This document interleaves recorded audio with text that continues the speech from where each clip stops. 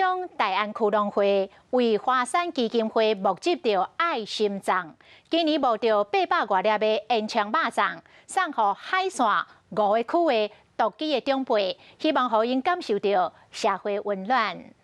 安农香肠包粽送爱。 大家手扛肉粽，欢喜翕相留纪念，为着让独居士大人感受到5日节的气氛，大安区农会小连续8年为华山基金会举办种爱心粽的活动。今年的捐800多粒的烟枪肉粽，予海线5个区的独居士大人吃。咱就把咱的香肠给包入去肉粽内底，那这个是在市面上比较少的产品。对真侪独居士大人来讲，过5日节，同款爱家己孤单一人过，所以大安区农会嘛希望透过捐爱心粽的方式，让因会当感受到社会温暖。那其实每年啊，他们都会很期待，然后也很开心的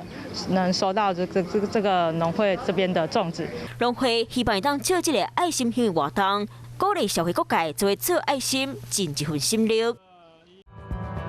想要获取更多新闻资讯，想要看到主播最新的动态，赶快订阅华视 YouTube 频道。